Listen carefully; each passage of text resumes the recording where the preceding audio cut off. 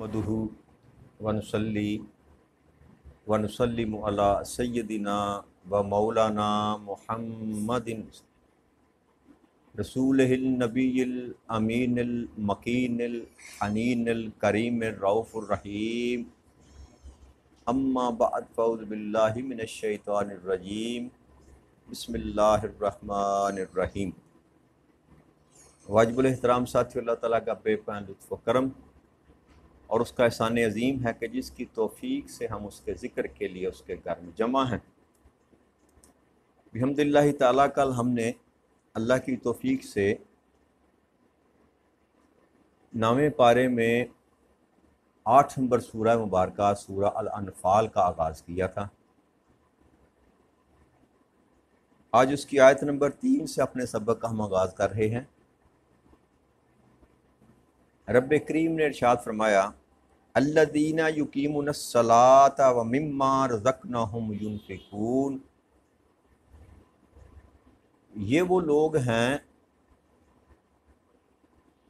जो नमाज कायम किए रखते हैं और जो कुछ हमने उनको अता किया उसमें से खर्च करते हैं।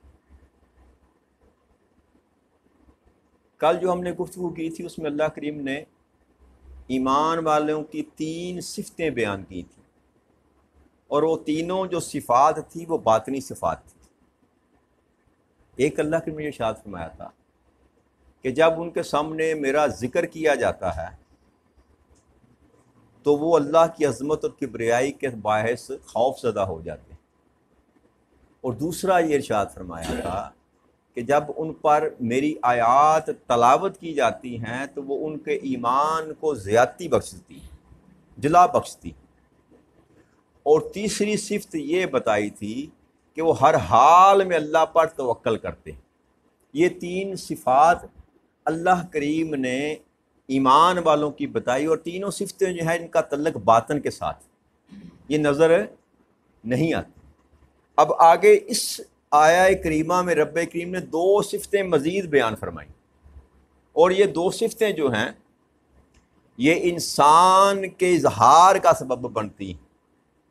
पता चलता है इससे, यानी कि ये पोशीदा रहने वाली सिफ़त नहीं है। एक ये बयान फरमाई कि जो ईमान वाले होते हैं वो क्या करते हैं, नमाज को हर हाल में कायम किए रखते हैं। वाक़ीमुस्सलात, नमाज को हर हाल में कायम किए रखते हैं। और दूसरा ये फरमाया कि उनको जो कुछ भी मैंने अता किया है उसमें से खर्च करते हैं, उसमें से खर्च करते हैं। अब खर्च करने में सारे ही जो असबाब अल्लाह करीम ने हमको अता किए वो सारे ही इसमें शामिल हो जाते हैं। और ख़ास तौर जब खर्च की बात की जाती है तो जो ज़ाहिर नज़र आता है वो माल है इंसान का, जो अल्लाह करीम ने इंसान को अता किया। तो माल खर्च करना अल्लाह की राह में ये भी ईमान की निशानियों में से एक निशानी है कि अल्लाह अगर माल अता करे, किस कदर अता करे ये बात नहीं है। वमिम्मा रज़क़नाहुम युनफ़िकून, जो भी हमने उसको अता किया। अब यहाँ पे कोई कायद रब्बे करीम ने नहीं लगाई। वो ज़कात का मामला अलहदा से है कि जो साहिब निसाब होगा उस पर ज़कात फ़र्द होगी, वो चैप्टर अलहदा है। यहाँ ईमान वाले की सिफ़त ये बताई जा रही है कि जो भी उसको दिया जाता है उसमें से वो निफाक करता है, अल्लाह की राह में खर्च करता है, भले एक पैनी ही क्यों ना हो। तो जो सखी होता है वो अल्लाह की राह में सहाबत करने से बाज, और ये ईमान की सिफ़त है, ये ईमान की, और सब से बढ़कर कायनात अर्ज़ व समा में अल्लाह सही। और उसके बाद ये सिफ़त अल्लाह करीम ने अपने बंदे को अता फरमाई कि जैसे रब सही है कि वो भी देने से कतराता नहीं है, तो वो बंदा मोमन में भी यह सिफ़त देखना चाहता है कि वो भी देने से कतराए ना। जो भी मैंने उसको अता किया है उसको खर्च करे। अब खर्च करना, किसी को नगद दे देना, मदरसे बनवाना, स्कूल बनवाना, मस्जिदें बनवाना, कुतब खाने खिलवाना, यतीम खाने खिलवाना, अल्लाह जिस तरह के भी आप रफ़ाई अमूर में खर्च करते हैं, ये सारे के सारे अल्लाह के राह में खर्च करने के तरीके। अब कोई भी अडाप्ट कर लें, लेकिन एक बात इसमें क्लियर याद रखिएगा, अब जो माले हराम होता है ना इंसान के पास, اس میں سے اللہ کی راہ میں خرچ نہیں کیا جا سکتا، نہ اللہ کریم قبول کرتا ہے۔ یعنی کہ کمائی تو آپ نے حرام ذریعے سے کی، بھائی ہے تو سارا کچھ رب کی طرف سے ہی نا، آتا تو وہ مما رزقناہم ينفقون سے، یا دینے والا وہی ہے، مگر تو نے طریقہ غلط اڈاپٹ کیا، تم نے وہ جس طریقے سے بتا رہا ہے کمانا اس طریقے کو چھوڑ کر شیطان کے بہکاوے میں آ کر غلط طریقے سے اڈاپٹ کیا، کما لیا، اکٹھا کر لیا۔ اب دنیا کو دکھانے کے لیے یا اپنے آپ کو صاف ستھرا پیش کرنے کے لیے تو اللہ کی راہ میں اگر خرچ کرتا ہے تو وہ خرچ کرنا، اللہ کی راہ میں خرچ کرنا ہرگز نہیں۔ کمائی حرام کی ہو تو اللہ کے ہاں وہ مقبول نہیں ہے۔ اس کا یہ طریقہ ہے کہ اگر تو نے حرام کمایا ہے تو جیسے کمایا ہے ویسے اس کو واپس لوٹا دے، اگر کسی کا حق کھایا ہے تو اس کو حق واپس کر دے، تب تو بچ سکتا ہے۔ اگر تو نے کمائی کسی ایسے ذریعے سے کی کہ تو اس کو واپس نہیں کر سکتا تو جہنم کی آگ سے بچنے کا علاج یہ ہے کہ اس کو اللہ کی راہ میں صدقہ کر دے، اپنے پاس نہ رکھ، اور اللہ سے معافی مانگ کے مولا مجھ سے غلطی ہوگی، یہ کمائی جو میں نے کی تھی یہ تیرے بتائے ہوئے راستے کے مطابق نہیں کی، مجھ سے بھول ہو گئی، اس کو کسی کو دے دے، اپنی جان خلاصی کرا لے۔ تو یہ حرام مال سے بچ کر زندگی گزارنی چاہیے، یہ بھی ایمان کی صفتوں میں سے ایک صفت۔ اللہ مال دے تو حلال طریقے سے جو دے اس کو اللہ کی راہ میں خرچ کیا جاتا ہے، حرام مال اللہ کے ہاں قابل قبول نہیں ہے۔ نہیں، یہ کلیئرٹی انسان کے پاس ہونی چاہیے۔ ہمارے معاشرے میں تو یہ رواجن ہوتا ہے نا جی، مال والا جو ہے مشتے بھی بنواتے ہیں اور مدرسے بھی بنواتے ہیں، اور یہ ایک بزنس بھی ہے، یہ چیریٹی کا جو شعبہ ہے نا، چیریٹی کا جو آج کل جو چل رہا ہے، باقی اللہ جانتا ہے انسان کے دل کا حال، جو میں دیکھ رہا ہوں میں وہ بتا رہا ہوں۔ یہ ایک دندہ ہے، یہ ایک دندہ ہے، ایک دنیا کی نظروں میں سے اوجھل ہونے کے لیے، اپنے آپ کو کیموفلیج کرنے کے لیے، اور دوسرا اپنے ٹیکس بچانے کے لیے چیریٹی کے شعبہ جات کھولے جاتے ہیں، حرام مال کو کیموفلیج کرنے کے لیے، لوگوں کے سامنے اچھا اپنے آپ کو پیش کرنے۔ اللہ تعالیٰ معاف کرے، اللہ تعالیٰ ایسی کمائی سے ہمیں محفوظ رکھے جو اللہ کی ناپسندیدہ ہو۔ تو اگر جو بھی اللہ عطا کرے اس کو اللہ کی راہ میں خرچ کرنا، یہ ایمان والوں کی 5ویں صفت ہے۔ ایمان والے کی یہ 5 صفتیں بیان کرنے کے بعد رب کریم نے ارشاد فرمایا اولئک ھم المؤمنون حقا۔ اب پہلے بھی اوپر بیان کیا کہ یہ جو مومن ہیں ان میں یہ صفتیں پائی جاتی ہیں، اب دوبارہ سے رب نے فرمایا کہ حقیقت میں یہ وہ مومن ہیں جو حق والے مومن ہیں، برحق مومن ہیں۔ اب سند عطا کر دی، ایک اور مور لگا دی کہ جس شخص میں یہ 5 صفات پائی جاتی ہیں وہی برحق مومن ہے، وہی، اس سے نیچے کا کوئی سودا رب کریم نے نہیں بتایا۔ یہ صفتیں اگر انسان میں پائی جاتی ہیں تو پھر وہ مومن کہلانے کا حقدار ہے، وہ مومن کہلانے کا اللہ کے ہاں، یہ اللہ کا پیمانہ ہے، میرا اور آپ کا مقرر کردہ یہ پیمانہ۔ اب رب تعریف کر رہا ہے اور رب بتا رہا ہے کہ یہ سچے مومن ہیں جن میں یہ 5 صفات پائی جاتی ہیں۔ لہم درجات عند ربہم ومغفرۃ ورزق کریم، ان کے لیے ان کے رب کی بارگاہ میں بڑے درجات ہیں اور مغفرت ہے، اور اللہ کے ہاں عزت والی روٹی ہے، عزت اور معزز روٹی ہے اللہ کے ہاں۔ تو اللہ کریم نے جب ایمان والوں کی صفات بیان فرمائی تو ساتھ ان کے لیے یہ خوشخبری بھی سنا دی کہ جو بندہ اس مقام پر اپنے آپ کو کھڑا کر لیتا ہے، یہ صفات جو ہے اپنا لیتا ہے، تو رب کریم فرماتا ہے پھر اس کے بدلے میں میرے پاس اس کے لیے کیا ہے کہ بہت درجات ہیں میرے پاس ان کے لیے۔ اور اللہ کے درجات کیا ہیں؟ جنت تو مقام ہے نا جہاں ایمان والا جائے گا، جی جنت تو وہ مقام ہے جہاں ایمان والا جائے گا، اس جنت کے آگے درجات ہیں جو رب کریم، جس کی بات رب کریم کر رہا۔ پھر جس قدر انسان کا ایمان کامل تر ہوتے ہوئے کامل ترین ہوتا چلا جاتا ہے، جیسے جیسے انسان کے ایمان کی بڑھوتی ہوتی چلی جاتی ہے ویسے ویسے اللہ کے ہاں اس کے درجات بلند ہوتے چلے جاتے ہیں۔ تاجدار کائنات صلی اللہ علیہ وسلم نے حدیث بیان فرمائی نا، تو آپ نے فرمایا قیامت کے دن بھی جب اللہ اپنے کرسی عدالت پر جب بیٹھے گا، عدالت لگائی جائے گی اور ساری مخلوق کو جب اللہ کے سامنے پیش کیا جائے گا، تو وہاں پر بھی مسندیں سجائی جائیں گی، صوفے لگائے جائیں گے، قلین بچھائے جائیں گے، اور وہاں پر درجات کی مناسبت سے اللہ کریم اپنے بندوں کو بٹھائے گا۔ یہ ہے انعام ایمان والوں کا۔ کسی کے لیے کرسیاں لگائی جائیں گی، کسی کے لیے صوفے لگائے جائیں گے، اور پھر لباس بھی ویسا ہی پہنایا جائے گا۔ جیسا جیسا انسان نے اللہ کی بارگاہ میں اس کو راضی کرنے کے لیے محنت کی، اس کا تقرب حاصل کرنے کے لیے کوشش کی، ایمان کو جیسے جیسے بلند کرتا گیا، اللہ کے ہاں اس کے درجات، اللہ کہتا ہے وہ میں بھی اسی سے بلند کرتا جاتا ہوں، اور اس کے ہاں کسی چیز کی کمی نہیں ہے۔ تو یہ ایمان اگر انسان کو نصیب ہو جائے اور اس مقام پر اگر انسان آ جائے، تو پھر یہ ہے کہ اللہ فرماتا ہے حقیقت میں یہی کامیابی ہے بندے تیری، کہ تو اس مقام تک آ جائے، تمہیں یہ صفات میسر آ جائے۔ اور پھر اللہ نے فرمایا پھر مغفرت بھی ہے، یہ بھی وعدہ کر لیا، تو فقط یہ 5 کام کر لے، باقی دوڑ چھوڑ دنیا کی جو بھی ہے، لمبے چوڑے چلے کاٹنے کی ضرورت نہیں، بس یہ 5 کام کر لے۔ اس کے بعد اللہ نے وعدہ کیا کہ تیرے درجات بھی بلند کر دوں گا اور تجھ کو معاف بھی کر دوں گا۔ اب یہاں قید نہیں لگائی کہ کس قدر معاف کروں گا، کھلی چھٹی دے دی، مغفرت کر دوں گا۔ بس مغفرت کرنے سے مراد یہ ہے کہ جتنے بھی تو نے گناہ کیے سارے کے سارے معاف کر دوں گا، کوئی ایک بھی نہیں چھوڑوں گا۔ اور وہ گناہ کون سے ہیں؟ وہ انسان کے تائب ہونے سے پہلے کے گناہ۔ جب بندہ ایمان والا ہو گیا تو پھر تو وہ گناہ، جب یہ صفات انسان کے اندر آ جاتی ہیں تو پھر گناہ کرنے کا تو شائبہ ہی نہیں بچتا نا۔ باقی یہ جو گناہوں کی بات رب کریم کر رہا ہے، یہ ان لمحات کی کر رہا ہے کہ یہ صفتیں اپنانے سے قبل جو تو نے زندگی بسر کی، جو تم سے غلطیاں، کوتاہیاں یا گناہ ہوئے، میں یکسر ان سب کو ختم فرما دوں۔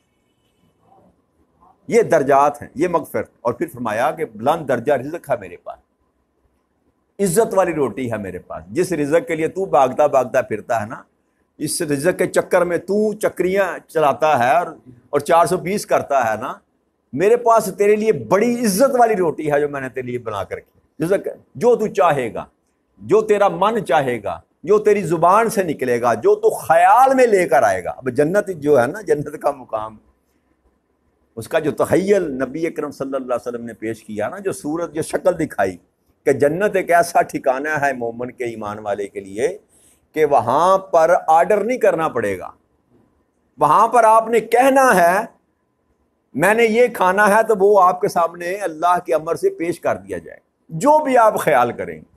یہ ہے اللہ کی رضا میں اپنی رضا کو قربان کرنے کا صلہ۔ اللہ کی رضا میں اپنی رضا کو قربان کرنے کا صلہ یہ ہے کہ یہاں رب چاہی جس نے گزاری، وہاں من چاہی گزارے۔ فلسفہ اتنا سا ہے، اور جس نے یہاں من چاہی گزاری، وہاں پھر من چاہی اس کو میسر نہیں آئے۔ سودا میں نے اور آپ نے کرنا ہے، سوچ سمجھ کے کر لے کہ یہ مختصر زندگی، تھوڑی سی زندگی جو ہے، اگر اس کو من چاہی کے بجائے رب چاہی گزار لیں تو باقی جو زندگی نہ ختم ہونے والی ہے وہ انسان کو من چاہی مل جائے گی۔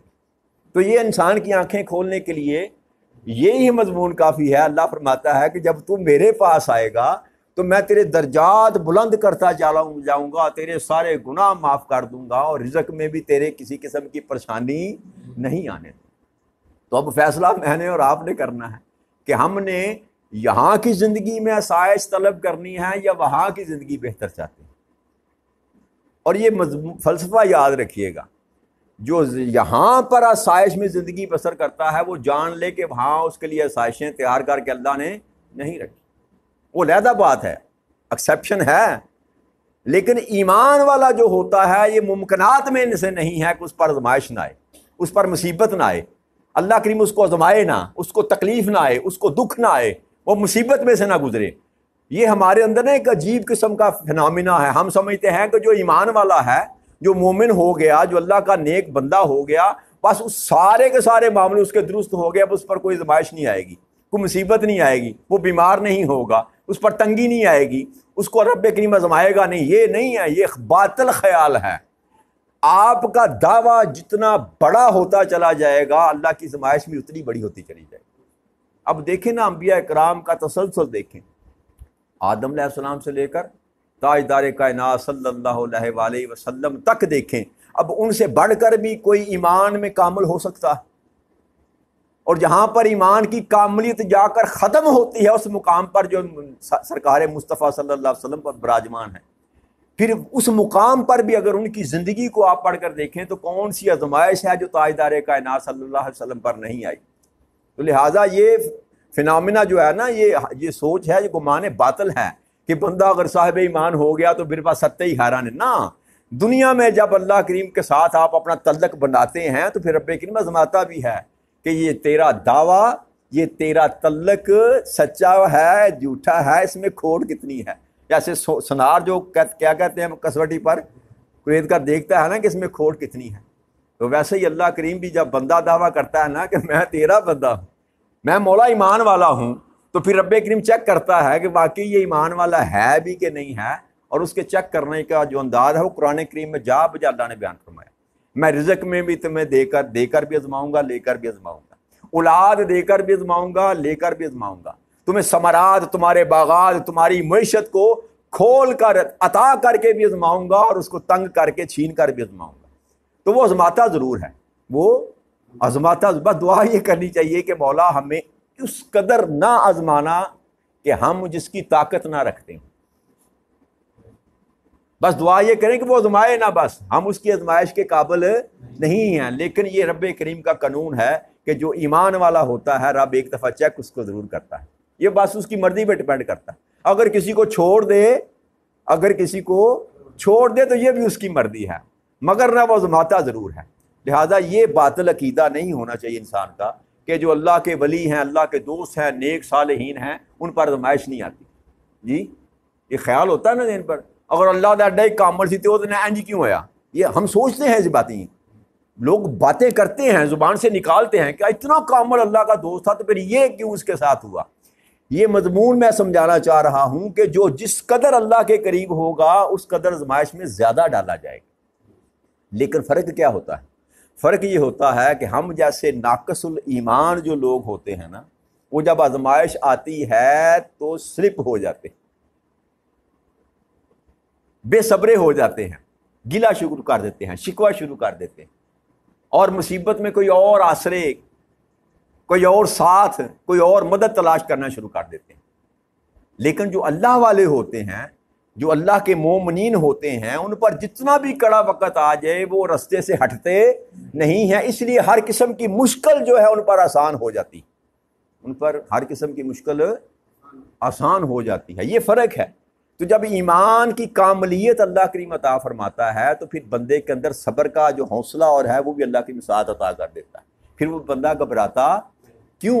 اس لیے کہ پھر اس کو اللہ کی معیت حاصل ہو جاتی ہے، اللہ کی سنگت حاصل ہو جاتی ہے، اللہ کا ساتھ مل جاتا ہے۔ تو جس کو اللہ کا ساتھ مل جائے پھر اس کو کسی قسم کی گھبراہٹ باقی نہیں رہی۔ یہ اللہ کی دوستی۔ بھائی ہم اب زمانے میں اپنے دوست کو اکیلا اور تنہا نہیں چھوڑتے کہ چھوڑ دیتے ہیں، جس کے ساتھ تعلق ہو، جس کو اپنا دوست جان لیں، مان لیں، بنا لیں، کیا ہم اس کو کسی بھی مشکل وقت میں اکیلا چھوڑ دیتے ہیں؟ تو جب ہم نہیں چھوڑتے تو وہ تو سب سے زیادہ عزتوں والا ہے، وہ کب اکیلا چھوڑتا ہے؟ تو جس کو وہ کہتا ہے نا کہ یہ میرا دوست ہے، پھر اس کو کبھی وہ اکیلا نہیں چھوڑتا۔ ہمیں نظر کچھ اور آتا ہے مگر حقیقت میں کچھ اور ہوتا ہے۔ ہمیں تو یہ نظر آتا ہے نا کہ امام حسین کو کربلا میں شہید کر دیا گیا، ان کے خاندان کے ساتھ ظلم کیا گیا، خیمے جلائے گئے، یہ ظاہر تصویر ہے جو ہمیں نظر آ رہی ہے۔ مگر چونکہ نبی اکرم صلی اللہ علیہ وسلم نے فرمایا تھا کہ حسین اور حسن جنت کے سردار ہیں، جوانوں کے سردار، اتنا بڑا عہدہ عطا کیا۔ جی جتنے بھی نوجوان ہوں گے اس میں جنت میں، سب کے سردار کون ہیں؟ امام۔ اتنا بڑا رتبہ ادا کیا، تو آزمائش بھی چھوٹی تو نہیں آنی تھی کہ چھوٹی آنی تھی؟ تو پھر اللہ کریم نے کیا اس آزمائش میں ان کو کامیاب نہیں کیا؟ ظاہری ہمیں یہ نظر آتا ہے کہ جیسے وہ ناکام ہو گئے، لیکن اللہ نے ان کو ان کی آزمائش میں انہوں نے سب کچھ اللہ کی راہ میں قربان کر دیا۔ یہ ایمان کی صفت ہے۔ یہ جیسی بھی آزمائش آئے بندہ ڈگمگائے نہ، مولا تیری طرف سے ہے نا، جب ہے اس کی طرف سے تو پھر اس میں گھبراہٹ کا ہے، پھر شکوہ کس بات کا؟ جی تو یہ ایمان کی کاملیت ہے جو ہمیں شکل حسین میں نظر آتی۔ کہ جو کچھ بھی اللہ نے دیا بس اس کی راہ میں لٹا دیا. مولا مال بھی تیرا، اولاد بھی تیری، جان بھی تیری، سب کچھ تو نے عطا کیا، اب تو مانگ رہا ہے تو پھر انکار کس بات؟ تو یہ کاملیت ہے ایمان. مگر ہم اس مقام پر تو نہیں پہنچ سکتے، مگر جتنا بھی حصہ ہم وصول کر سکتے ہیں، جتنا بھی حصہ ہم پا سکتے ہیں، اس کی صحیح کرنی چاہیے، اس کی کوشش کرنی چاہیے، اپنے ایمان کو کامل کرنے کی تگ و دو کرنی چاہیے. اب کس قدر رب کریم ہمیں توفیق عطا فرماتا ہے، کس قدر وہ ہمیں عطا کر دیتا ہے، یہ اس کی ذات پر چھوڑ دینا چاہیے. مگر صدق کے دل کے ساتھ، لگن کے ساتھ اور اخلاص کے ساتھ آپ کو اللہ کی بارگاہ میں اپنے آپ کو پیش کر کے ان صفات کو اپنے وجود پر لاگو کرنے کی کوشش کرنی چاہیے. پھر اللہ سے مدد مانگے تو ممکنات میں سے ہے کہ آپ کا اور میرا شمار بھی کم از کم ان لوگوں میں سے ہو جائے جن کو اللہ صرف مومن کہہ دے، بس سب سے نچلے درجے کا مومن ہی کہہ دے. یہ بھی انسان کی بلائی اور فلاح کے لیے کوئی کم درجہ نہیں ہے کہ سب سے نچلے درجے میں رکھیں، لیکن ہمیں مومن تو کم از کم مان لیں جی. لیکن اس کے لیے تھوڑی سی تگودو کرنی پڑے گی، اور وہ یہ کہ یہ جو صفات رب کریم نے کم از کم بیان فرمائی، ان کا کچھ نہ کوئی پرتو جو ہے انسان کے وجود سے نظر آنا چاہیے. تو اللہ کریم سے دعا کرتے ہیں کہ رب کریم ہمیں استقامت والی زندگی عطا فرما دے، اور اس ایمان کی صفات کو اپنے وجود پر وارد کرنے کی اور سچا اور پکا اور حق پر مومن ہونے کی توفیق عطا فرما دے. اما علینا الا البلاغ المبین. السلام علیکم ورحمۃ اللہ.